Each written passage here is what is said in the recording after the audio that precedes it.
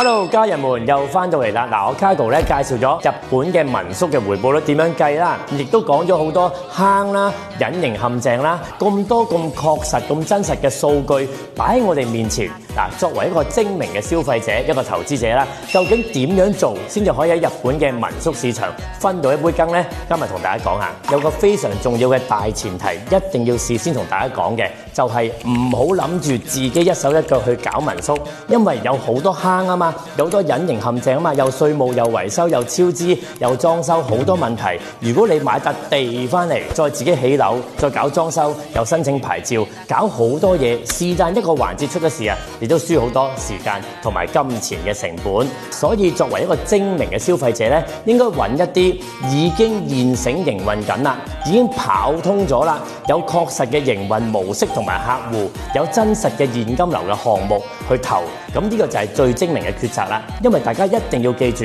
我哋做投資嘅目的係賺錢，並唔係用錢去買教訓啊。要投一個現成可靠、有穩定現金流嘅民宿項目咧，有4大點要注意嘅。首先，第一點就係你嘅地段啦。例如東京嘅山手線嘅沿線啦，大阪嘅梅田啊、蘭波啊，或者心齋橋啊、道頓堀啊，呢啲我哋叫都心嘅位置，比較熱鬧啦，出租率同埋租金咧有確實嘅保證，同埋升值潛力亦都存在嘅，所以留意地段啦。第二啦，就係周邊嘅配套啦，譬如有冇大型商場啦，有冇地鐵沿線啦，有冇交通便利嘅措施啦，例如個政府喺附近有冇啲城市嘅規劃，例如大阪啦，喺2029年就有賭場興建完成，咁啊當地附近嘅租務啊租值咧，亦都會提升。第三就係呢個民宿嘅營運記錄啦，例如每日嘅租金啦、出租嘅日數啦、每個月甚至乎每年嘅數據回報率係咪可以透明清晰俾你睇到呢？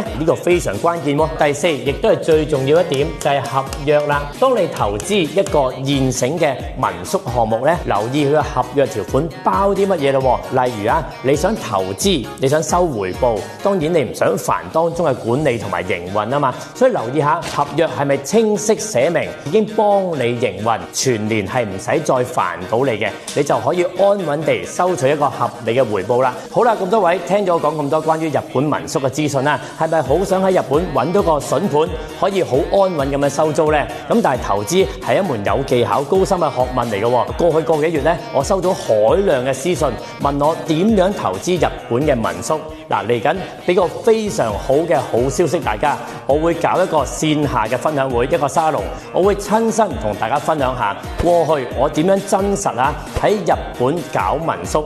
由冇搞到有，到而家產出穩定嘅現金流。我會現場分享俾大家點樣挑選一個優質嘅民宿，可以做到年回報8%以上，同埋我會同場咧分享埋嚟緊2-3年日本嘅黃金嘅投資機遇，內容非常高養分，含金量極高。嗱，如果有興趣出席咧，大家可以喺評論區度留言666俾我，又或者私信我，我嘅助手同埋團隊會回覆大家，會講俾大家聽嚟緊下一步點做噶啦。記得登記啊，到時見。